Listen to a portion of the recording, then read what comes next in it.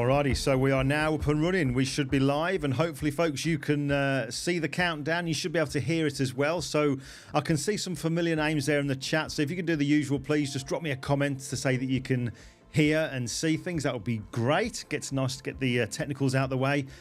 Very much looking forward to tonight, or this afternoon, or this morning, depending on where you are, of course. My friend Pratik, one of the industry's best retouchers that there is. He's just incredible and such a nice guy.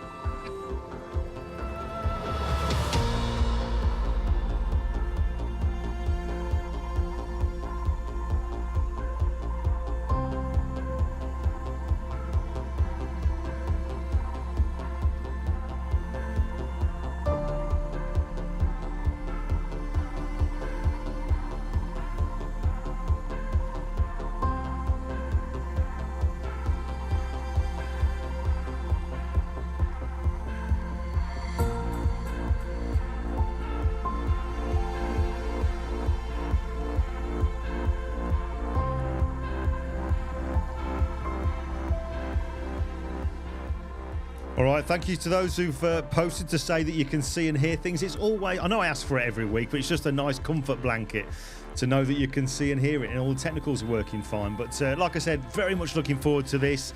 My friend Pratik, like I said, one of the industry's best retouchers, unbelievably good. You wait to see his work. Wait till you see the promo I've done. And you're going to love him. If you don't know him, if you've never seen him, you are going to love him. I guarantee it by the end of this hour.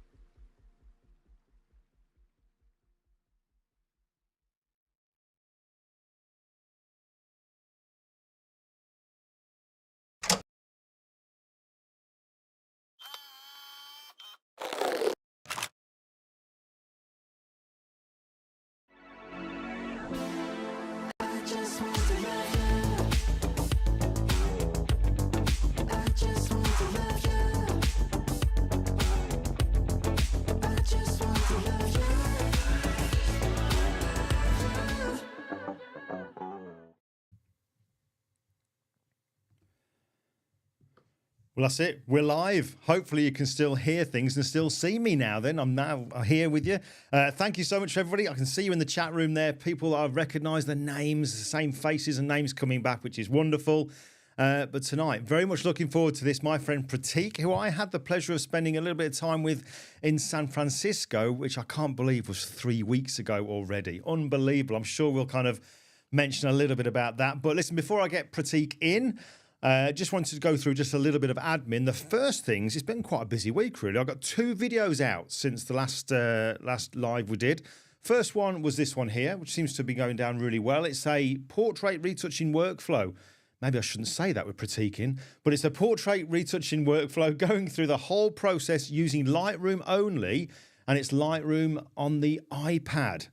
So, yeah, that's a good one.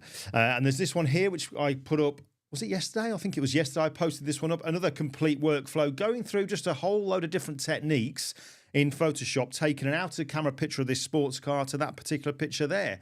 And the purpose of that one is purely to show, look, we always learn these individual techniques within Photoshop, but the real learning comes in when we combine techniques together to see how we can get them to work and complement each other. That's the reason for that particular tutorial there. It takes you through the whole process. And just a little pointer on those two tutorials there, put my teeth in. If you want to follow along step by step with those of you who are newsletter subscribers, if you go to the private page, the subscriber only page on the website, you'll be able to download the raw files and the TIFF file as well for that, so you can follow along. That's those. Other little things, it's that time of year, isn't it? Everyone's doing it. Black Friday. Mine's running till midnight tomorrow, I believe. It's Glyn 50. Give you 50% off on all the courses that I've got in there. And also, it's Westcott's Cyber Week. So, got no code for you. It's just that their website's got all the details on it. So, if you go to this link here, that'll take you through to Westcott's website. And then you'll see discounts on all kinds of different products, from lighting, grips, background, modifiers, you name it. I did notice one of the lights that I use, they've got 162 quid off it, which is nothing to be sniffed at. That's quite a discount. But anyway, that's the admin out of the way. I'm looking forward to this. Pratik doesn't know this, well, he does now because I've just said it, but I can see him on the other screen in a tiny little window. So I'm going to try not to read his reaction as I play his promo, which I put together this morning, actually. I put it together this morning, and I loved it. I really, really have loved it. I've tried to be a bit clever with this one. The music, I think, fits, but I've tried to be clever because there's a part in it. It's only a minute and a half long, but there's a part in it where some of the images that Pratik sent over, there were clearly a series of images from a photo shoot rather than being individual pictures from different photo shoots. And on that particular part there, I've tried to be clever, making it look as if it's like a camera taking like a doom, doom, doom, doom, doom, different poses. It might fall flat on its face. You might think it looks not very good, but we'll see. I was trying to be clever anyway, but I'm going to play that now, and I'll bring Pratik in. Just the nicest guy. Honestly, if there's anybody out there that says, oh, Pratik, oh, I would question who they are, because anybody who doesn't like him, they've got an issue. Do you know what I mean? He is just one of those guys that everybody loves when they've met him. And he's got such a calm way about him, as well as being ridiculously talented, as we'll see. Right, let me play Pratik's promo, and then we'll get the main man in. So this is the slideshow promo I've put together for Pratik. I'm going to try not to look at him to try and prejudge his opinion, but here we go.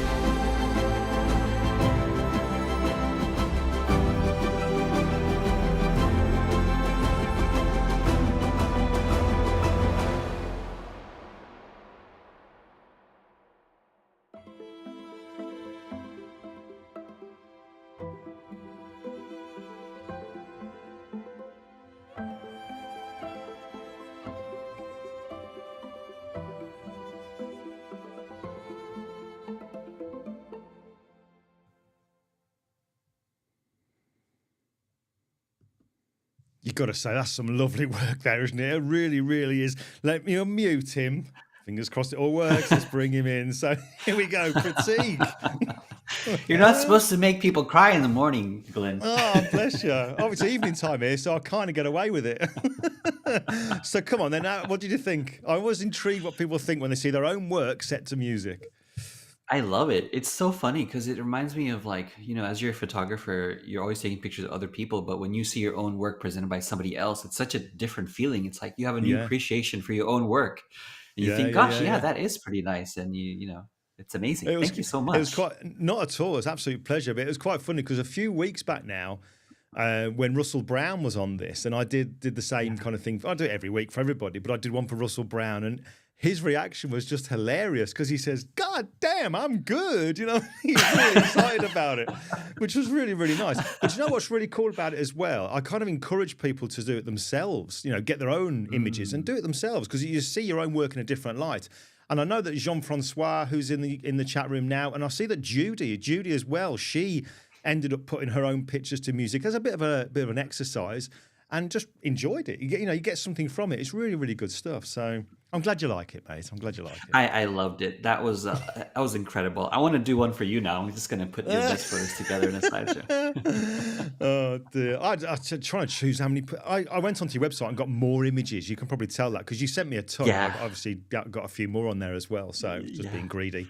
But listen, mate, thank you so much for doing this. Obviously, it's a busy weekend for you folks. I know that you were telling me, and obviously it's Thanksgiving weekend. You also had a birthday party as well to sort of go to and what have you. So thank you for giving up some time for this. Of course. No, what better way to be thankful than being on this podcast with you, It's amazing. Oh, bless you. Bless you. Well, listen, obviously we got to spend a little bit of time out together in San Francisco, which was just amazing. Can't believe it was 3 weeks ago. But let's just let's let everybody know now, everyone that's watching this and everybody that will watch this afterwards. Let's everybody know how you got started, because I'm intrigued about this. I didn't get to ask you this actually when we were together, but what got you to doing what you're doing now? Give us a potted history as to how that all kind of came about. Of course, absolutely. So, my kind of history with the arts and photography kind of spans a lot of years. I started back even before high school drawing and painting, and that's always something that I loved to do. It was a source of escapism for me, and it was a way for me to just have fun and create.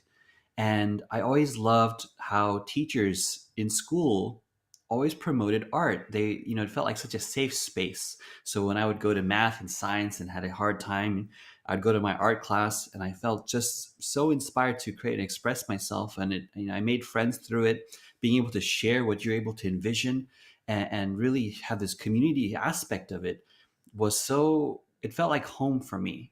And from that moment forward, I knew art was going to be something that I always did in my life. And so high school came about, and I remember I did my typical art classes, but I also took an animation class. It was my first time using computers to actually create art with. It was something I wanted to explore and see, could I actually use computers to continue that feeling? And for me, it was a really immediate answer. And that was yes.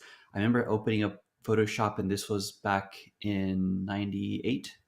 It was like Photoshop, I think CS5. Wow. Photoshop 5, not CS5. Probably was 5. Yeah, that's right. And I remember, actually, funny enough, at that time, I didn't like Photoshop. It was something that felt so clinical for me. It was, for me, my first intermediate reaction was I liked PaintShop Pro better than Photoshop. And it felt so much more like painting and drawing. Do you know, I forgot that I actually started out using that as well. You've reminded me there. I completely forgot that I was using that. Yeah. Oh my gosh. You know why? Because in that class, we were taught to use Animation Shop. It was by Jask at that time. And they had, complementary programs. But the reason I actually ended up going to Photoshop was because simultaneously I was exploring photography and everything like that. And I realized something that, to be really good at photography, you have to know how to edit the photos. And I realized that, hey, Photoshop still does offer the most leverage when it comes to manipulation with photographs. And so that took me down this whole journey of now I can photograph a background or a canvas and then use Photoshop as my paintbrush to kind of bring my vision to life quicker. It was the Mm. expedited process of how can I take what's in my head and bring it down to reality faster than trying to draw something. And truth be told, I was a terrible drawer. Like, trying to draw is tough. I don't know, Glenn, do you draw or paint or anything like that in your Mate, traditional mediums? no, not at all. I remember when I was a kid, my stepdad tried to teach me how to draw by drawing like an egg shape for the head, then kind of filling bits in, and it never worked. Never No, worked. disappointing, right? I was like, Yeah, I could just take a nice photo of someone and really coach him into what I'm trying to get, direct. yeah, yeah. And I like the directing process more. So I like a director of vision rather than the executor of it. So if that makes sense. And Absolutely that does. was Yeah. it. My background grew from there, and Photoshop became the love of my life. And that's the one thing that really took hold and snowballed. People started asking me for, how do I edit photos? And I see you're editing Well, photos now, and so this is the thing then, okay? Because obviously you're very, very humble there. You say, "Oh, that was it," and it kind of took off. And my God, has it taken yeah, off? Because there's already been a yeah, comment there from somebody saying about the caliber of people that are in your portfolio, but it's also the yeah, caliber of people that you work for. Do you know what I mean? You do work for some yeah. very high profile photographers, and Mhm. we'll talk about those in a minute. But let's just rewind to where you've got the Photoshop side of things, because obviously that's my background.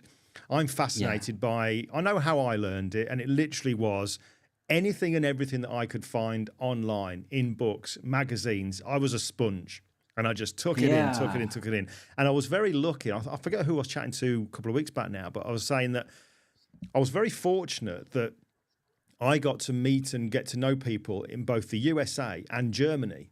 And it was those two Yeah. countries that kind of embraced me and taught me, whereas the UK seemed very guarded. It seemed very cloak and dagger, didn't Mm. want to share. So when for you, what was your experience? How did you first of all start to learn it? Did you go to get formally Yeah. taught it, or was it just a case of whatever you can get? I really relate to that, Glenn, because when I started learning outside of, that high school class that introduced me, when I started to become really serious in college about, I want to pursue retouching, how could I learn more about it? I had the same experience. I would reach out to a lot of studios at the time, retouching studios, and they just didn't have the opportunities for me to learn. And there wasn't a lot of resources, but there was a website at the time called Retouch Pro, where I Right. would actually go and look at the forums and see information on how they're putting things together.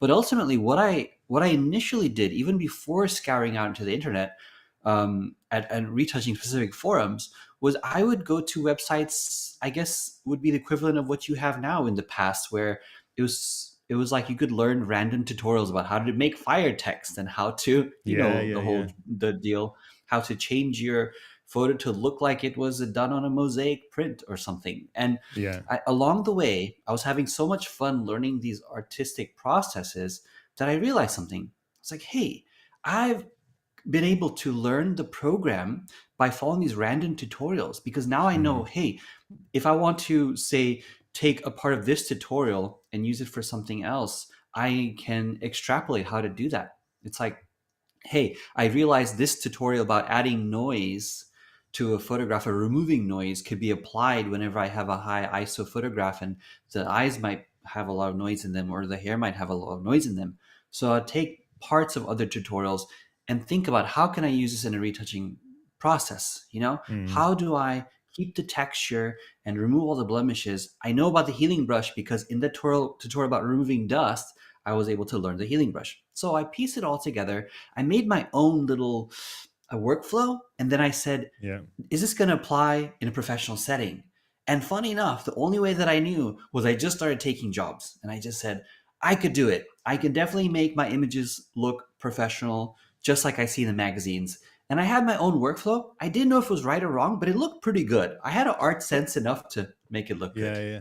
But so that's happened. It seems like it happened quite quickly then. But when you're initially playing in Photoshop and you're getting to learn it, and you're thinking, oh, now I get it. When I kind of Yeah. work on this image, I know I've got that technique. I did that for that could work here. So there's a Yeah. couple of things that kind of make me think when you say that is that just the way that you are generally? Are you very much somebody who's a problem solver? Are you a very practical kind of person, not just in what you do, but in kind Mm. of day-to-day life? Are you like that kind of person that can think things through? Well, if that worked there, maybe we should do this. Is that what you're like Ah, anyway? absolutely. So another really good example is right now we're doing a lot of home renovation DIY type stuff.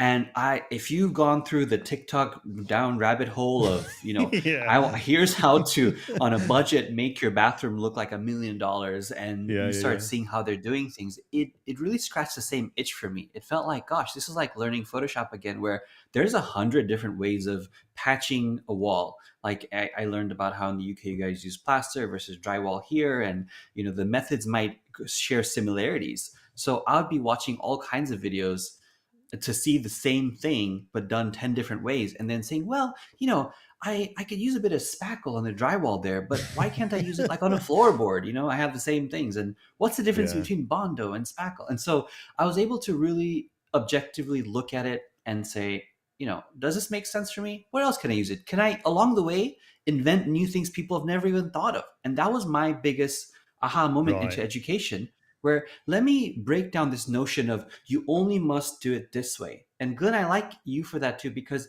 you're always embracing new ways of doing things. You're open-minded about stuff. You do this because you're looking to learn a lot about how other people do stuff, and you're very curious. And I think with creativity and art, we have to stay curious. And I really wanted to Totally, yeah. inspire other people to say, listen, you don't have to just look at this one tutorial and be done for life. Look at something else. Keep your mind open to how people are doing it, and then see how you can interject that in your own workflow. And along the way, we have these different methods we can converse over. And that's why I don't love online arguments about why you should use frequent separation always versus dodge Yeah. and burn and all this kind of stuff. So that was Yeah, my I've always ebb kind and of said flow. that myself. It's with very similar kind of mindset here than that, because I've always said it doesn't matter how you get to the final destination as long as you get there. When it comes to retouching, have you got the look that you wanted? Have you got the result you wanted? Well, yes. Well, it doesn't really matter, because you know as well as anybody, Yeah, there are so many ways to do the same thing. So totally. there's no right or wrong way. There's just good and bad ways. And if you get a bad result, well, maybe that didn't quite work so well there. Do you know what I mean? So it's good. It's good to hear you Right. say that. But Yeah.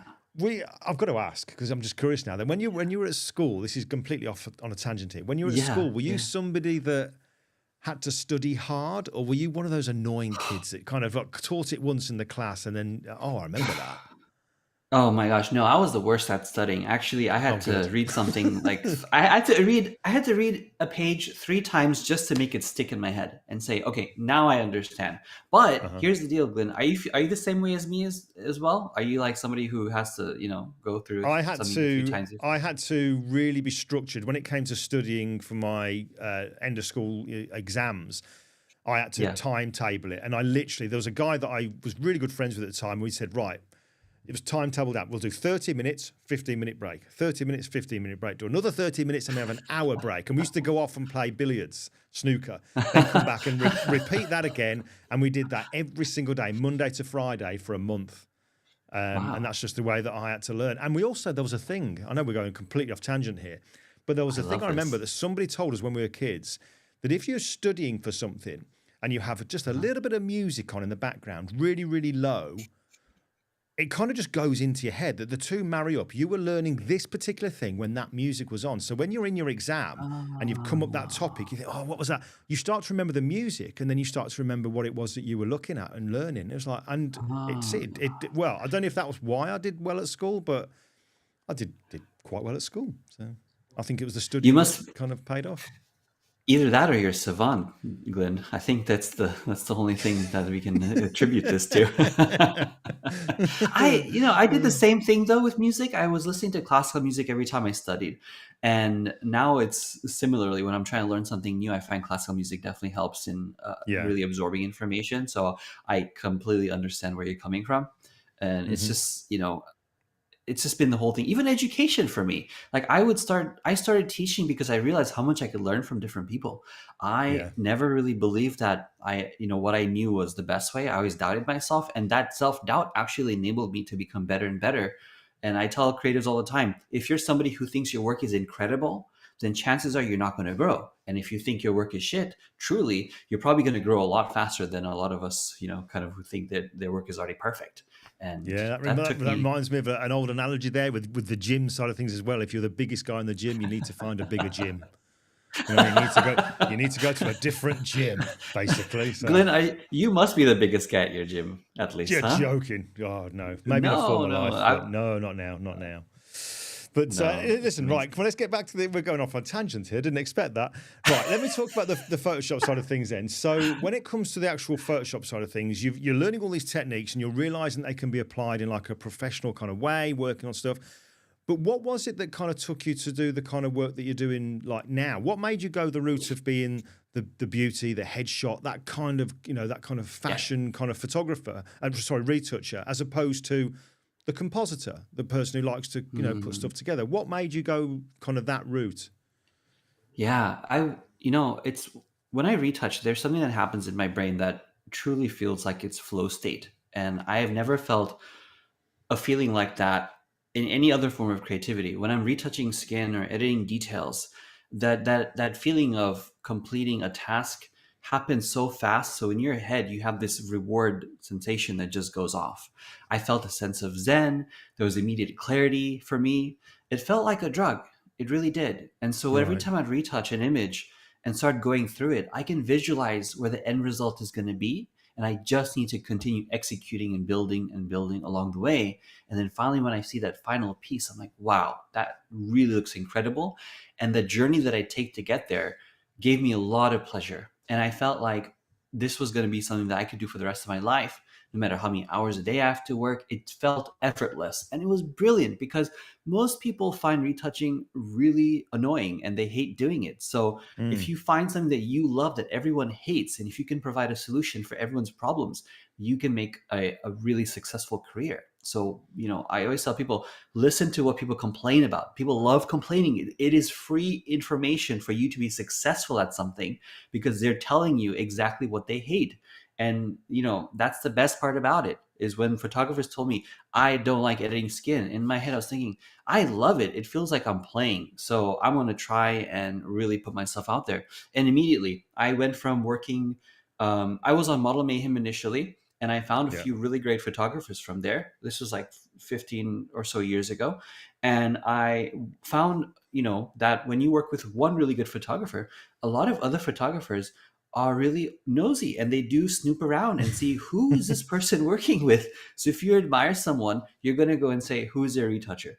So I found that, just by word of mouth, people started approaching me and saying, hey, listen, I need this editorial done and I like your skin work and I like your editing.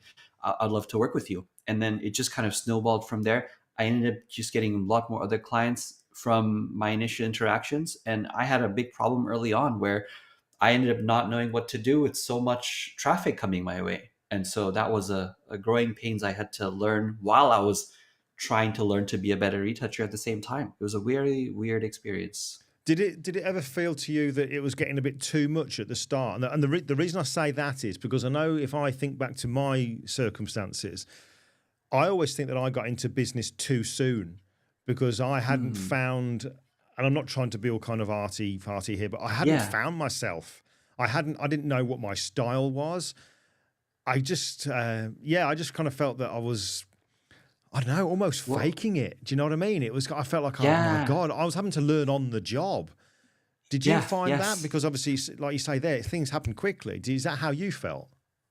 Yeah, for example, whenever I got my first real big commercial job, I remember their requirement was I had to use Capture One initially to process the files because they tethered through Capture One, but all the settings, that are saved through Capture One are in their COS extension or their EIP packaging format, and you have to use Capture One to unpackage the raw file plus the settings. And I said to them, why can't I just use Camera Raw? And they're like, we're not really sure. Yeah, they somehow overlooked that comment and gave me a second chance. And I said, no worries, I'll use it, no problem. And then I remember just going on YouTube while trying to understand how to unload these files and work with these raw files in Capture One, and thinking to myself, like, that was either the dumbest thing that I could have done is to agree at a job that I have no idea of how to do, or the smartest thing, because it seems like when I talk to people like yourself, Glenn, everyone seems to have a story like that where Mm. they say, I'm not sure if I can do this, but I did it. So I do want to ask you as well, was there like a job that you felt the same way? Where like, I don't know if I'm ready for this, but I think I should take it anyway. you know? Yeah, I had a few. I really did have a few. I was quite overwhelmed because like I say, it happened quite quickly. I remember I started purely by chance. I met a lady from an agency, and then I started to get work for it. And the first job that came through was to work on. It was The Apprentice I had to work on. Alan Sugar, the Apprentice. That was one job I had. But there was a job actually, which I know was from. It wasn't a UK based job. It was based in the States, and it was to be a billboard. And it was called. It was actually a program called This Life, and I had to Yes. do a huge poster thing with all the characters cut out but blended together. And that there, because of where it was going to be advertised on a big billboard and who it was for and the budget, I really had a touch of the seconds, and I was like, "Am I ready for this? Am I really?" Because I thought, because this is quite a profile job, if I mess this up. The way this industry is, everybody knows everybody, and it'll just spread like wildfire. And I just thought, but I just did it. I did it in the end. I just did it because you got to. When are you ready? Yeah. Do you know what I mean? It's like, You're when is not a good ready. time? It's like, who was I talking to? Some friends of ours when they recently had a child, and they were sort of saying that all their friends were saying to them, "Oh, have it when you've got this and you've got that and you've got that. Have it almost like saying, have a child when time's right." When is time right, really? You've just got to Right. get on with it, deal with it, and just get on, haven't you? And that's how it was with me with this. So, yeah. So true. Photography teaches you so much about life. I feel like it's true. Whenever you're ready for anything. Yeah. It does. You're right. It does teach you so much about life, patience, and also, actually, it's funny you should say that, but one thing I've trying to put a similarity between what I do and life in general. I'm really glad that I'm the kind of person that, I do training. I'm glad I'm the person who does training and I've competed, because it's always given me that long-term vision. Do you know what I mean? And again, I'm not trying to be arty here, but knowing that what I do now will pay dividends it could be 6 months, it could be a year, it could be 2, 5, whatever. But I'm doing it now. Absolutely. And it's just building blocks. Do you know what I mean? That's the kind of thing. Yeah. And that's how it's been with my training. Every session I had was to get better in years to come. It's the same thing with my retouching and everything, and my photography now. Every little bit I do is another stepping stone, another building block to try and make me a better person. And I'm sure you're Absolutely. the same. You've got that mentality of, yes, I know how to do this, but there's always more to learn. Yeah, absolutely. That sweet spot. It's like the eye of the hurricane, where it's like, yeah, I came from tough times, but there's other things in front of me that I could learn that even makes me even better. That's how I feel like it is. And education, like yourself, whenever you're teaching someone and someone in the comments goes, "Hey, have you tried doing it that way?" And usually a lot of people feel attacked by it. But for me, I actually approach, conversation like that with curiosity, because I think to myself, wait, I end up using that as like a lesson. How? And I ask myself, why don't I do it that way? It reinforces what I know. And is it the best way possible? And that's what education has done for me. It's not just to teach people what I know, but it invites the opportunity to have a conversation. And fun story, as a kind of a tangent, but when I started my education history in retouching, I decided I wanted to teach outside the US primarily, just because whenever I traveled abroad for the first time, I started seeing photographers with styles that I've never seen before, doing things in ways that I had never seen before as well. And the same thing happened with the post-production side. We would go back into the studio, and when we'd do our workshop or when we'd have our one-on-ones at the studio, I would see them do processes that I had never seen anywhere online.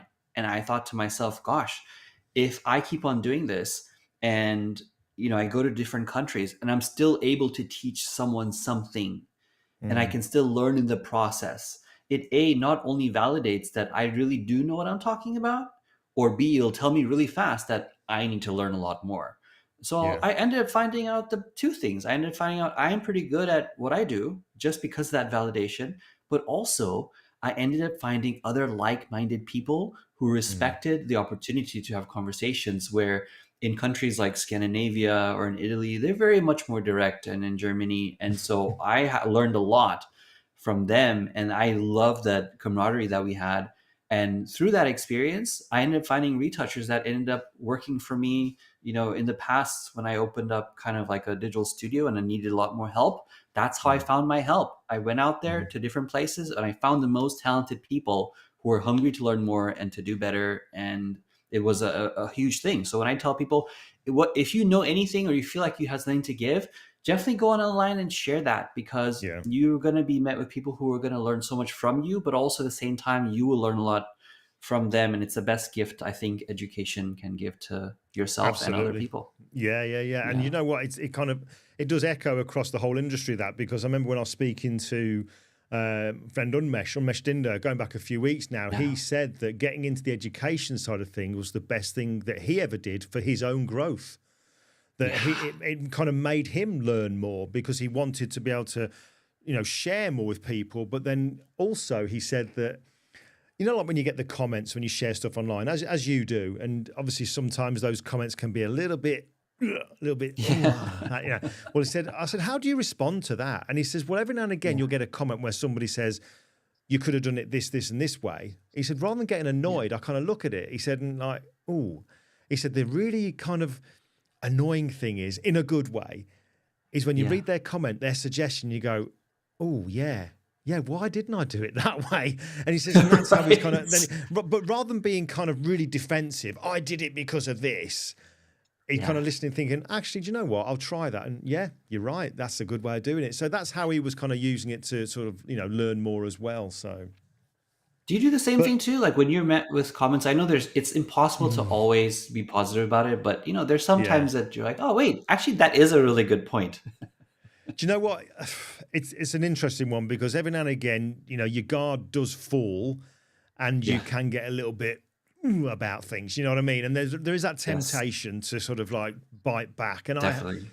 but I tend to find that I will write something, then I'll pause, and inevitably I'll delete it, because I think, what's the point? What is the point? And if it's that abusive, I'll just, on YouTube especially, I'll just go hide from channel. So what's the That's point in true. getting in a game of tennis, back and forth and what have you. But Yeah. every now and again, you will kind of get somebody that makes a comment that suggests you trying to do something. Whereas I know before, when maybe I would be honest, I was probably a little bit immature about things. I'd be kind of like, no, it's my way or the highway, that kind of thing. Whereas now I'd kind of look at it, and I say now, in more recent times, I'd kind of look at it and go, okay. Then I'd go and try it and go, actually, do you know what? That's actually really good. And if I do get something, if there's a technique that somebody points me to that says, look, did you know this, this, and this? I'll call it out. So if I record a video, I won't take claim for I made this. This is my technique. I'll say, oh, Dave Cross showed me this, or whoever showed me this, or Calvin Hollywood showed me this. And I remember being told that by Dave Cross himself. He said that when you learn the technique from somebody, just have the common courtesy to just say, I got it from this person. They're the originator, and I've kind of adapted it to my own kind of way of doing things. So, when we were together in San Francisco, I did that little talk, that little thankful talk. I've got so many people to thank for not just the way that my business has gone, but how they've shaped me. I'm sure their influences have shaped me as a person as well. So. Absolutely. Those portraits are incredible. Like when I saw that, I had the same feeling as your slideshow today. I just like look at it and thinking, gosh, I hope we get to a point with at least media or consumption of photography where we can really appreciate the work in big format again, because social media has really killed that experience in a lot of ways. And going forward, I hope there's an opportunity for a platform to exist where we can experience this beyond the little small screens we have in our pocket. It's beautiful. Yeah, definitely. Yeah. Getting back to your work then, let's get back to your work. Because one thing I'm really intrigued about now is, because when the work that you do and the work that I used to do when I was working in like the retouching industry, it wasn't the kind of work that you do. I was doing the compositing kind of stuff. So I would be given a brief, do this, this, and this. Now I'm intrigued because yours is very different, because you get to work with some very high profile photographers. Sue Bryce being one. I know you got Joe McNally. I believe this is a Joe McNally image. There's something about it. He tells me. Yeah, there you go. I knew it was a Joe McNally image. Interesting. You can pick that up without knowing. Yeah, well, that's the thing, isn't it? It's a recognisable style. It's something we all aim for. But as soon as I saw that, I thought, that's a Joe. That's Joe's, definitely. But the question I've got for you is, when you're working with a photographer, regardless of the fact that it's Sue Bryce or Joe or whatever, Laura Jade and whatever. How do they portray to you what their style is? And because this is the thing I'm trying to get my head around. We've all got individual styles, and Joe, Yes. Sue, they've all got their styles. How do they portray that to you? There's two parts to this. How do they portray that to you so that you can then retouch their images in their style? And then when you've got so many different clients that do have clearly different styles, how on earth do you manage that and switch from one style to another style to another style? That's the difference between a professional, Glenn. Yeah. Yeah. No, seriously, because I realized early on that there are retouchers out there that are good at being able to retouch in their own style and say, this is what I do. You're going to come to me from my style.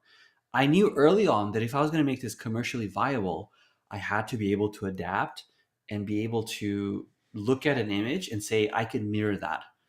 The reason I was able to do that, I guess, a little bit more efficiently than I was thinking it was going to be, was even when it comes down to personal communication, I feel like I'm a very good person in analyzing how somebody is and being able to meet them where they are as a person. And, the type of things that they like to talk about, the way, the cadences that they like to portray, a lot of mirroring in that sense, to be able to communicate something to them so that they can learn in a way that's understandable for them. And since I realized I could do that, I said I could probably do that in my retouching too. And I early on knew that a photographer could only use a retoucher if you can make their work look like theirs, but a better version of theirs. So it does two things. It makes them reliant on you to retouch their photographs, because if they do try to retouch to that standard again by themselves, it might not always get to that level. And which is why I'm able to be there and say, hey, I know what you're trying to go for. The only thing that might be limiting you is the skill set needed to achieve that final vision. Like, I could look at their work and see this is where you're going towards. So I look at their portfolio, do an analysis, take their files, and really edit it down to a way that I think, they would appreciate. I know where they're going. The second way that I do it is they often send me reference files and say, hey, this is my raw file. This is where I want to go. Typically, this is from somebody who hasn't really defined their own style yet. And then I can say, okay, let me look at it and see if it's possible to take your raw files from here to there. And if not, let me tell you why. And so my background with photography allows me to also say, hey, you tried your reference files are shot at f11 and they have more of a backlight versus the files that you sent me, which seems a lot flatter, and you can't really replicate the same effect they're going for unless you try and modify the lighting, because the lighting does play an impact in terms of how sharp your skin texture looks like, your pore structure and your detail, as you know. Like, sometimes people will give me an image with a shot with like a really large softbox or something really soft, and then they have like a hard light reference file and they say, can't you just add a bunch of contrast and make it look like that way? And it's like, no, because your pore texture and structure is not going to look the same way. So you really have to pay attention in the pre-production to ensure that the post-production is going to be really good. So a lot of times I would turn down jobs too, just because I know that I'm not going to be able to meet their vision, because their vision isn't actually possible to do. And we can break it down and tell them why. The second way that third way that I work with clients is that I won't do the color toning. So for instance, if I know somebody is really particular with their color tones, I will tell them I prefer to stick with the skin details and pore level kind of stuff and clean up, because I know that color vision is something that is the hardest to match, especially if they don't have clear references, and especially if they're used to doing something in a certain way where you see their layer stack and it's like 50 layers and they're deciding between does one tick on a slider of the selective color change a photo entirely. If they're that type of person, I'll just say, hey, listen, I am available for services for just skin retouching and cleanup, and you do the color. And funny enough, I found out that's what they were looking for. They were saying, hey, I didn't know that you could hire a retoucher just for certain aspects of the process and not the whole thing. I said, yeah, we're like cobblers. Just tell me what you're looking for. I'll tell you if you should buy a new shoe or you should just, buy a new sole. That's kind of the vibe. So it's like going on Tinder. You got to start communicating with the photographer. No, I don't know. I don't know. It's like Tinder. Oh, yeah. Then you didn't know? My wife's in the next room. Careful. Yeah. Oh, don't Do you know worry, don't worry. that's really interesting. That is really, really, because I was intrigued by that. But you're right. This is the way I was looking at it, because again, it's very Yeah. different work that you're doing now to what I used Yes. to do. It was literally, to me, it Yeah. was a brief, get on, and that's what we need. You know what I mean? I remember one of the jobs I had to make.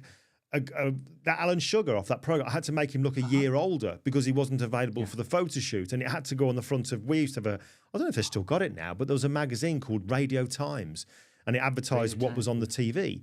And the front cover Yeah. for Christmas was Alan Sugar sat at his desk for the new series in whatever year it was for The Apprentice. He wasn't in the country, so I had to make him look older and put a different table underneath his arms. God, that'd be so much easier now, wouldn't it? With the Gen. Oh, wow. God, that'd be so much Gen easier. Bill. Yeah. Oh, God, I spent ages doing that. But You're yeah, having but thinking about it PTSD then. thinking about it. Oh, yeah. But thinking about it, it's interesting that what you say there, that you do partial services, if you like. So you say, right, I'll do your skin, then you can have it back, and then you can kind of crack on with the rest of it. That's really interesting. That's a good way of doing it.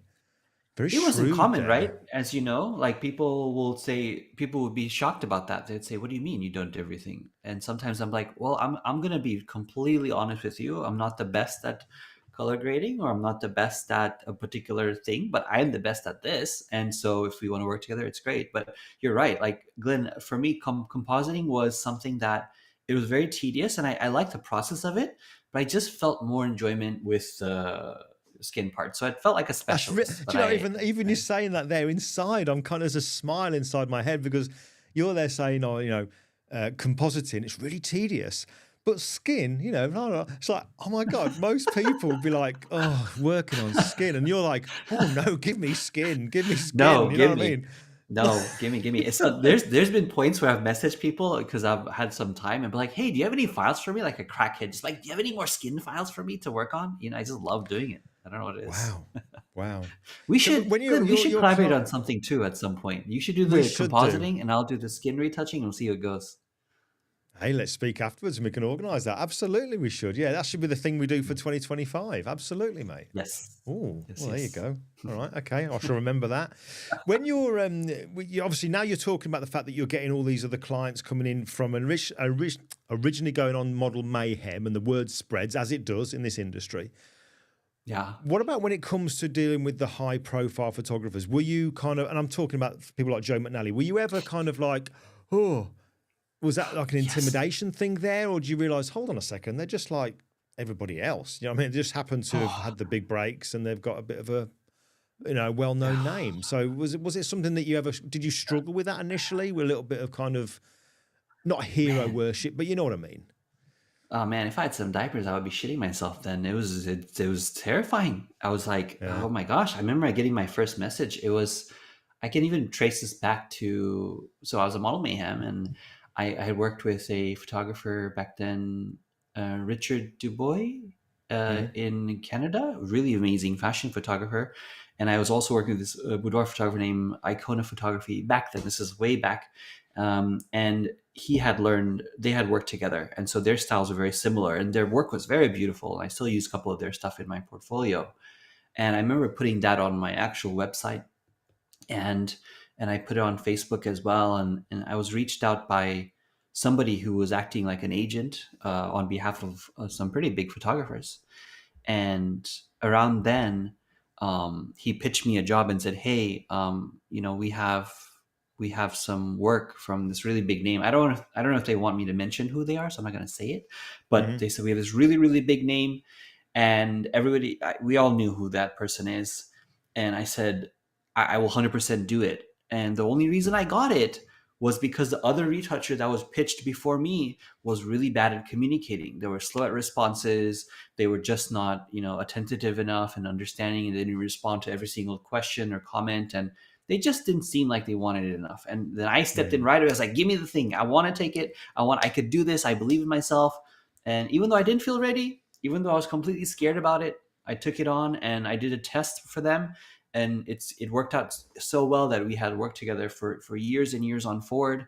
I ended up teaching with them at various workshops, and I ended up meeting my other friends from there too. So it all snowballed. One really good thing can lead to a life-changing opportunity. So you never Yeah, know when it's having going to that come. courage to say yes, I'm just going to do this and just go for it.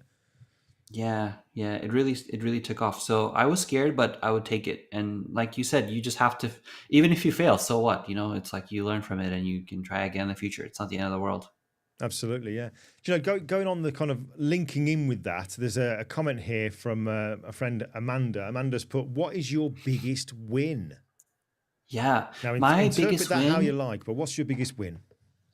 My biggest win is when every day when you set a small goal and you achieve that small goal, that ends up being your biggest win, because ultimately it's these achievements of the small goals that get you to your big first goal, right? Hmm. Ultimately. Like, Hmm. had I not woken up that day and seen that email and responded to it, I would have lost. Had I not been attentive to the messages that were coming in, or had I not taken the time to learn a new technique or keep my ears open to other people's suggestions on how I should retouch, that ends up kind of being a win if I do those small things. So as Mm. long as you're making tiny progression forward, you will ultimately come to a crossroads of big opportunity. That's just how the law of nature works. You do these Hmm. small things, it comes. Like, had I not said yes to come to Adobe in San Francisco, we'd not probably done this right now. It's just, Yeah, you just yeah. have to say yes sometimes, and then wonder what can we do from this, not wonder Absolutely, yeah, what you're going to get from it and then take it. Just do the yeah. thing.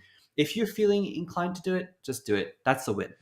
Do you know, talking about San Francisco, because obviously Aaron Nace was with us as well, and I don't know Yes. if you were in the group, because obviously we did breakout rooms, didn't we? And we had discussions and spoke very Yes. freely about certain things. But I Yes. remember we were chatting to Aaron, and we were going around talking about how we organise ourselves. And Aaron admitted that he is somebody who is he called it a zero inbox guy. So at the end of every day, he'll have no emails left in his inbox. Oh, Now, from what you've just said wow. there about being organised, good communication, are you a zero inbox guy? No, I'm not a zero bucks guy, No, because it's about, are you? No, it's like, no, mate, it's a no, no. prioritization thing. Ultimately, I've learned one thing. Okay, I've learned we need to set realistic expectations about social media communication, because if you think about how many inboxes you have, right? I'm not even Mm, talking about text messages or WhatsApp messages. I'm talking about like how many Facebook inboxes you have, and yeah. within every Facebook account, there's like three inboxes. There's your inbox, there's unread, there's message requests, and the same thing goes for your page. If you have, your personal page, there's a bunch of stuff there. If you have Instagram, there's a bunch of inboxes there. Your emails, there, it's infinite. So it becomes down to, are you prioritizing your time as efficiently as possible? And sometimes that might not lead to a zero inbox, and that's okay, as long as you're dealing with the most important things and meeting your deadlines, or the things that are most pressing to you. That's very important. Second thing, and I think you can attest to this, Glenn, is making sure that you spare time for your own personal growth development.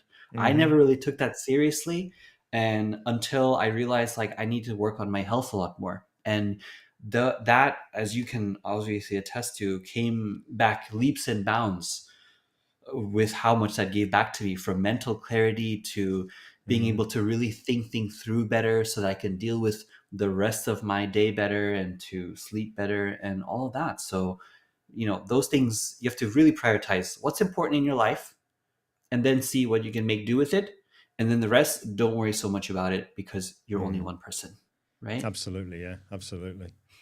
Mm, I okay, mean, no well, knock to Aaron, but well, yeah, I was suitably impressed. But talking about going into the gym, he was even posting on social media. This was it last week or the week before when we got back from San Fran. He's there, pictures in the gym on the treadmill. He says, "Back at it." I thought, back at it. blimey, back at it. Not bad. Again, I love this because we're going off all over the place. But getting back to the Yes. retouching and the business side of Yeah. things. Now, obviously, you take your own photographs as well. You're very much a photographer. Would you Yeah. say that your retouching has helped your photography, or has your photography helped your retouching? It's a bit of both, because my photography was started as a means to create, and a means to explore, and a means to connect with people and understand different people in different parts of the world. But also at the same time, it allowed me to understand lighting in a way that served my clients better. So, had I not been able to figure out how to do something like balancing constant light and flash, or flagging environmental aspects to have consistent images across the board. I couldn't explain to my clients, hey, if you actually use a Fresnel versus a softbox, front on, even though it could look similar based on the size of the softbox you use and the grids that you use, here's why it's different. Things like that are really important when clients come to me and say, why can't my raw files look like that after they're retouched? I'm like, well, let me explain exactly why. That becomes a huge benefit and a way to ensure that I have clients in the future. And so it's everything. I'm so obsessed with this industry in general, with the aspect of just creating imagery, that it's all encompassing, and I want to know every facet of it. I want to know why does this. This is what I love about you, mate. Honestly, genuinely, this, because what I see in you, your excitement about it, and you're talking about going back to when you first picked up Photoshop with version 5, and here we are now in the Creative Cloud version, Photoshop 25, and you're excited like this. I love that, and that's how I am. I'm probably more excited now than when I first started, and I get the feeling that's probably the same as the way you are. Do you know what I mean? Because just... you know more, and so you just want to know more of it. You've mastered something so well, and you're like, gosh, where can we take this mastery to? And that's why I think I connect with you so well, is you feel the same way. You have this same open-mindedness, even though you could be really susceptible to be like, well, I know everything now, and I know how they did that, and that's it. But you still have that excitement. What drives that excitement for you still? Is it the same exploring what you don't know? I think because just my whole personality is that you're only as good as your last job. That's I've always had that opinion. There's always better. There's always more to strive for. And again, I link that back into the fact that I do training. Used to be doing the bodybuilding competitive side of things. In fact, talking of that, our good friend Ian Monroe, I've got a question. He's got a question there, and he is a competitive bodybuilder, or was a very good one. I think because of doing that, you're always thinking, right, I've got to that level, I can now go further and go further. And there's always more to learn. And you're just absorbing, like people having different ways of training and just absorbing how do they train. You want to learn more because there's always more to learn. And that's the same in this. Diet. What do you eat? How do you eat? How much of that do you have? When do you have that? And all that, there's always more to learn. Do you know what I mean? Nobody knows it all. And I think the day that you think that you know it all is the day that you start to go back down. That's the day you've just, you're going to lose everything. But listen, I mentioned Ian. I want to bring up his question here because I like this question here. It says, do you have a single approach to skin work or different each time? I mean, workflow. And are there things you stay away from, like frequency separation, for example? There you go. Yes. So my workflow does pretty much stay very similar. I end up always doing the cleaning part initially. And by cleaning, I mean either the healing brush or the cloning brush or the remove tool on my first pass. That is the blemishes aspect of things. There are things I don't do initially. Like I try not to do a lot of dodge and burn stuff. Like, for example, if the texture is very rough or there's a lot of spackling happening across the skin, or spattering, I should say, things that I feel like are blemishes get taken care of first. Things that are on top of the skin or like under the skin or distractions. Things that are easy to remove the healing brush or clone brush really simply. And then after that process, I end up doing a lot of the evening. So if it's like the transitions or the dodge and burn, I like to keep that separately, because a big mistake that most people usually make when they're retouching is they want to take everything out in the first pass collectively. All texture issues, all blemishes, minor blemishes, they want to do it all together, including color casts. Color casts are typically what's left at the end of the workflow for me. I end up, things like red fingers, if there, there's a green bounce coming across from the wall or the tree that's next to them. That ends up coming at the end. And the reason I do it this kind of order is things always change. So for instance, if I have to decide, do I want to use frequency separation or dodge and burn? That typically ends up being a decision of, well, what am I trying to really execute? For example, I love using frequency separation for things like backgrounds, clothing. I love things where I can easily brush away really large swaths of uneven color tones for me. That's why I like using it for. I put a blank layer in between like a high pass and the low pass, and then using a really nice soft brush, use it to blend different parts of the image. So if there's background images that have like wonky texture, that's why I like using it for, because typically that's a color issue.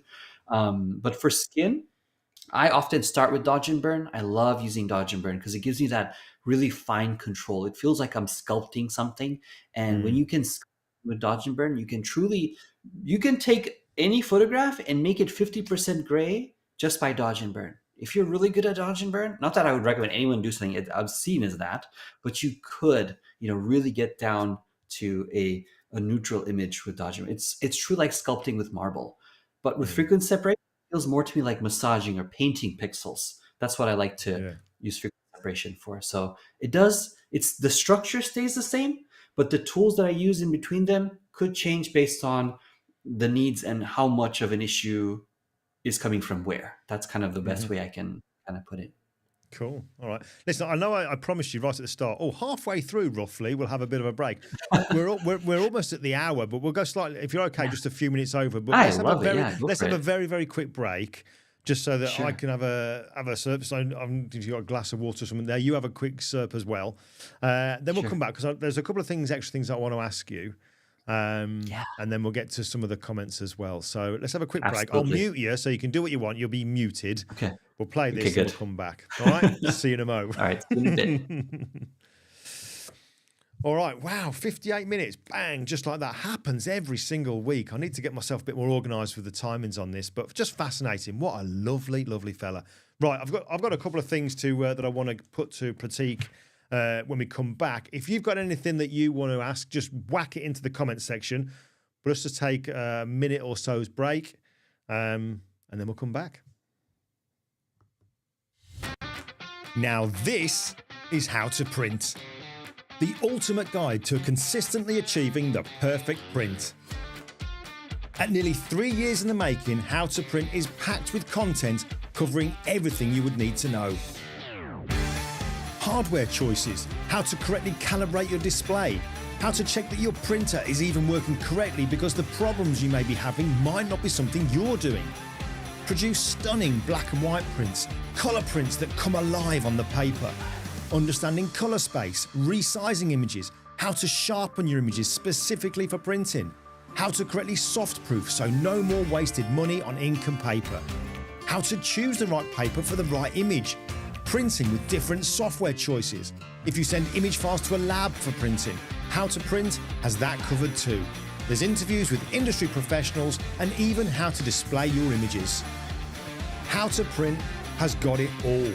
And when you enroll, you also get lifetime updates, making sure How to Print is the go-to guide for achieving the perfect print.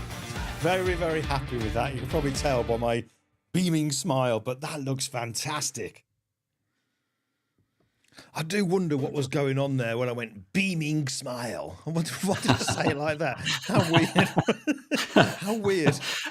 No, I actually love that. I was like, yes. Yeah, proper excited. All right, listen, I've got a question here coming in from Jean-Francois. So tell you what, let's bring that one up first, and then got a couple of things that I want to ask you, and then we're going to have to get you back another time because we're going to run out of time. But let's just put this one up here. This is from Jean-Francois. He's put, tell us about the most memorable rescue operation you did on a picture. I'm sure you have one. Over to you. Oh my gosh. Oh my gosh. Oh man. It's like one of those things where you really do block out the worst memories in your head. I feel like that's been the situation right now. I'm probably going to have to get back to you with like a blog post or something on that situation. But I have to say I wouldn't even call it a rescue because truthfully, that's why I do this process of dating where I'm like, oh, tell me about, yourself and what you're looking for in a retoucher. And, are you looking for someone who's colored, someone's good at color, and if somebody's good at skin detail and texture, all that kind of stuff. So I would be able to vet them beforehand before I know that this job is going to be unmanageable. So having some foresight prevented a lot of catastrophic jobs from being taken to begin with, because they will always end badly. But the hardest jobs that I personally have is, again, they all come from compositing, Glenn. Like, I don't know what it is, but like when clients have a high comp demand, they is a nightmare because, again, so a lot of times they don't understand photography. They don't understand, Yeah. they've changed the lens, they've changed the depth of field. You know this very well. They've Yeah. Yeah. changed some aspects are shot in a 35 millimeter close up to the lens, and some are shot with a 70 millimeter Yep. completely compressed. And they're asking to merge all these things together with some different lighting variables. And I'm Yeah. thinking, gosh, this is why a lot of Hollywood posters work that way. It's not the retoucher, it's the person giving them the assets that Yeah. often end up being total failures. And if you look at a lot of high prestige jobs, right? Like, we always see a lot of Annie Leibovitz's images being scrutinized online because of the post production, and Mm. sometimes it's like you don't know what behind the scenes could look like. It could be an issue with not just the Annie's team, but people who are communicating with them, saying, no, no, Roger Federer should look like this, or Mm. Nadal should actually look like this, and you have a lot of clashing opinions going from different directions. So before you look at him and say, "Oh, look, the retoucher was terrible," or "the photographer was terrible," there's a lot more that comes in the background. And that could be from the Absolutely. art Yeah. director, and it's a line of command. So that's why I early on realized, Glenn, that me as a composite artist, I think I'm going to leave that to you and to Dennis Dunbar and to all the other professionals that could do I've kind of better than. moved. I kind of do. I dabble. Rene Robbins kind of got me wanting to do a little bit more in it, but I'm kind of just dabbling. I kind of really enjoy doing my portrait work, bit of seascapey stuff, Yes, and it's beautiful. I love it. I Yeah, love doing it. I love mucking about with it. I really, really do. But the compositing is more. It's not for paid work. It's for fun. That's the kind of thing. yeah, Is for fun. exactly. He Right. was. My question here then. Come on, because obviously when we were in San Francisco, we were very privileged to sit with the Lightroom team and speak very freely about Yes. things that we didn't have, things that we wanted, and so on and so forth. And I don't know if you kind of felt the same, but certainly when we put suggestions forward about what we think should be in Lightroom and how they could do it, there was never, Yeah. it didn't feel like there was a barrier. There was never any kind, I was never kind of greeted with any kind of negativity or that definitely won't happen. It was all a case of, okay, all right, writing it down. So I kind of like that. But my question to you with all of that, when we were asking about all this stuff and they were telling us about new stuff and they showed us some new stuff, how do you feel about that as this is what you do for a living? So there's two parts of this. What do you think Mm. about all the latest updates that are coming in? And without saying it, I'm sure you know what I'm alluding to. Mhm. And also, how do you feel about the future of not just, well, retouching, I guess? There's two kind Mm. of parts to that. The future is actually interesting. So, on the retouching perspective, just very candidly, I've seen this coming 5 years, 6 years ago. I knew it was on the horizon. Because when you think about it, when you have programs like Portrait Professional, and even though Mm. it's not, a hand retouching program and all that, you can kind of extrapolate that it's only going to get better from there, right? It's not Mm. rocket science. When the healing brush came out, you realize, well, if the computers are figuring things out at a micro level, it's not hard to imagine that going forward, it's going to figure out the whole picture. It's Yeah. not long Yeah. Yeah. before Yeah. that happens. So there's two things to that. Number one is, I don't think anyone should be really surprised that it's possible to do in many respects. But there is job security in the sense that because we built up so many years of experience, the credibility factor plays a lot into, even though these tools can do so much, it does take somebody with a trained eye to understand the direction of Yeah. whether this is a good result or a bad result. And often, a lot of people won't care. Truthfully, it will impact a lot of work, but at the same time, it opens up for the aspect of reducing prices, passing that on to the client, taking more work, being more streamlined with it. So maybe as much as me not having to spend a long time per picture, I can get more pictures done at a lower price and still make the same amount of money. And Right. beyond that, if we ever have to get to a point where, let's say as a photographer, let's say, most people watching are probably photographers. They're thinking, gosh, AI is going to take my job or whatnot. Mm. I think realistically, what's going to happen is that the people that do afford photography are the ones that are going to be impacted first before even the ones that are photographers. And I say that because a lot of times when you have a portrait session, it's typically somebody who's working at a job that's a 9 to 5, perhaps, that has a job that could possibly be automated sooner than a photographer's job. And so the income harm that comes from AI is not probably going to be from the fact of a direct replacement of photography. It could be from the fact of the economy as a whole is being shifted entirely away from, humans using their time to be, accountants or doctors or, lawyers, things that can be more automated. And by then we have a lot more problems that we need to address as a socioeconomic level. So I wouldn't worry necessarily about photography in general being replaced with while everything else is untouched. I think as a society will be shifting, if it does shift. And we've had AI now in its public form for a few years now, and when it first released, I remember Mid-Journey, it was like 4 or something like that. People were scared then, saying, oh gosh, that's it, now photos are done, we don't have to worry about being a photographer ever again. But now we're 2-3 years down the pipeline, and truthfully, most portrait clients that I know are still just busy as ever. Because again, it comes down to, you're still going to want a real photo of your baby. You still want a real photo of your wedding. You still want a real photo of events and history and timeline. And when you think about what photography is, beyond the beautiful photos of someone, the industry is so large and massive. And the human connection is the driver of photography. That's why we're doing this today. That's why you're watching a YouTube video today.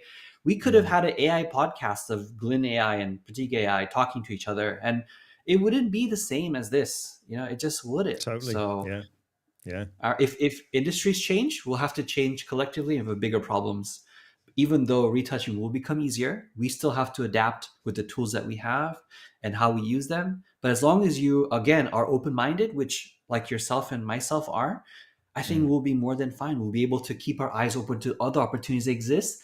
And as you train your mind to be open-minded, you'll be the first one to take advantage of those opportunities, making you more successful just because the new frontier has opened up that you can take advantage of. So think about it that way, where it's like finding the internet for the first time.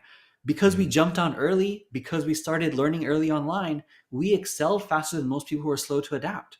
So be adaptable, be able to keep up with what's coming down the pipeline. And as long as you're open-minded to new forms of creativity and new ways of expressing and directing yourself, I think it's going to be totally fine. Cool. Wise words. I like it. Yeah. I like it. All right. Well, listen, I am going to wrap this up. I think I definitely would love to chat to you more, but we're going to have to save this. We'll have to definitely get you back. But I just want to just kind of highlight just a few things that came in here. I've brought some of the questions up as we were going through, but what you were just saying there, Lee Church, my friend Lee, has put, let's have a look here. He's put, the way people see a thing is what makes things different. If AI did it, everything would look the same or similar. Absolutely. And life is how you capture it. Life is how you capture it is my motto. There you go. Oh, and a comment here from Judy, which echoes a lot of people. Love this guy. Hey? Oh, I love Judy too. I think that's aimed at you. I think it is. Oh, lovely stuff. And our friend Andrew Cavan is there as well. Thank you very much. Didn't realise you were there, Andrew. Hello. Right. Thanks, Andrew. Yeah, cool. Well, listen, I've loved this. I really have loved this. And it's nice that we've had some time just to have a chat. Like I say, San Francisco just went like that. We didn't really get a chance to have much of a chat. But we'll have to get you back on, and hopefully we'll meet up again in person in the near future. But Pratik, before you go, I'm going to play your promo as well before the end. Before you go, where would you suggest people go to keep an eye on what you're up to, like social media links? Obviously, there's your website as well, and I noticed at the bottom of your website you do a blog as well. Yeah. If you go to Solstice Retouch, I have all my handles and stuff at the top there as well. So that'd be the best place to probably springboard off to other areas there. Cool. But you can follow me on Instagram too on Solstice Retouch. and that's probably my other way to go. And on Facebook as well, you can look up my name. Even though you're unable to add me, you can actually follow the public account too. So I post a lot of fun stuff there that's not industry related. But if you're looking to have fun with keeping in touch, that's the best way to Now, go. you also do have tutorials out there, don't you? Courses and stuff like that. Where would you I suggest that do, people go yeah. to learn more about what you do and how you do it? Absolutely. So I have a platform called the Retouching series, which is probably, if you're looking to learn as much as you can about portrait retouching, little skin and hair and all those issues you'd find as a portrait photographer and somebody who wants to edit people. That's the best place to learn everything. So I would recommend checking that out. Cool. And that is this one. There we go. That's the one. There you go. Cool. 100. So what I'll do is I'll put all the links to this stuff I'll put in the description part of this video tomorrow once it's all the recordings all gone up. But I'll also put a blog post together as well with links and all that as well. So amazing. There you go. Can't wait to share this. Amazing. All good. All good. Pratik, it's been an absolute pleasure. You are. I mean, you have. I can tell you are in the right job, but just your whole demeanor, your whole personality. If somebody asked me, what do you think Pratik does in the creative industry, in the photography and retouching industry, just by the very nature and the way you are so calm, I'd have said, Yeah. I reckon he retouches skin. That's what I would say. Because it's just you're just so calm. You're the first person ever I've heard that said compositing, oh, so tedious. But I worked his skin. It's like, wow, that says a lot about you. Do you know what I mean? And this is why people love being around you, because you're so easy to get on with. I see you when you're talking to other people. You're very adaptable to who you're with, but you're just very, very calming. You've got a really relaxing, calm kind of persona, and I love that. I really do love that. Man, you're the best, Glenn. I got to take you everywhere with me. Introduce me. That's great. Thank you. Oh, bless. On Jean-Francois, lovely comments right at the end here. Let's just bring Jean-Francois. What an inspiring artist. I couldn't agree with you more, Jean-Francois. Thank you, sir. Brilliant stuff. Well, Pratik, thank you so much. I'm going to close this out with your promo, but from me and from everybody in the chat room, thank you so much for this. It's been lovely having a good chat. It really, really has. But don't disappear. I'm going to close this all down, and then you're going to go into the virtual green room again, and I'll join you just for a quick ta-ra before we close it down completely. But for sure. From me and from everybody, thank you so much. Thank you guys so much for everyone for tuning in. This was lovely. So I can't wait to read your comments, and let's keep in touch. Absolutely, mate. Absolutely. Right. I'll see you in the virtual green room in a few moments. All right, bud? See ya. And I'll mute you now as well, so don't worry. You can do whatever you want. You'll be muted. Oh, what a lovely fella, isn't he? What a lovely fella, but really, really talented. I think I saw Judy comment in there saying in the promo, are all of those Pratik's images or other people's images? It's a mixture. Have a look at his website, because he does take some beautiful photographs. And in fact, when we were in San Francisco, we were given a challenge on the first day. We were given cameras and we had to go off in these little groups and photograph each other. And then we saw the images on the next day being brought up. And you want to see the picture that he took. It's annoyingly good. And the one of him was very good as well. Yeah, makes you sick. Right, anyway, I say that in jest. Right, okay, listen, just to finish off then, bit of admin. Where are we? Oh, yeah, right. YouTube videos. If you haven't already, dive over to the YouTube channel. 2 videos. This one where I go through the portrait retouching on the iPad. Just very, very simple in Lightroom. Really fun workflow. It's exciting going through it on the iPad because of what's going to be coming in the coming months and years as well. But there's a lot in there that you can do to get you by. This one here, the complete workflow, showing you just random techniques to get from the out of camera to the final image. And like I mentioned right at the start there, if you want the actual file so that you can follow along step by step, if you're a newsletter subscriber, just drop over to the private page. They're in there. I've put the links in to download them there. But that's that. Obviously, the Black Friday thing ends tomorrow at midnight, so you can get 50% off all my stuff. And I think the actual Westcott cyber sale ends tomorrow evening as well. And obviously, that's the link just there. So that was all the admin I've got for you. Oh, apart from to tell you that next week, we're back again. One of our friends from San Fran's going to be on, Hugo Korhonen. So I'm looking forward to having a chat with Hugo. He's very young. He's annoyingly young, but very, very good photographer. And he's got a really interesting story about how photography, yes, it's creative for him, but what it's done for him on a personal level. Quite a moving story, really. So I think that'll be a really interesting one to tune into. But he's got some great advice, got some fantastic images. So I'm really looking forward to chatting to him. Spent a bit of time talking to him in San Fran. Really, really nice lad. Really, really nice lad. So, and very, very talented. So that'll be one for next week. So that's Sunday, 7 p.m. UK with Hugo. My thanks again goes to Pratik for just being Pratik. Just love him. Absolutely love him. Great work. Really, really nice fella. And I'm going to close it down now with his promo because I really like it. Thanks for tuning in, everybody. I will see you next week.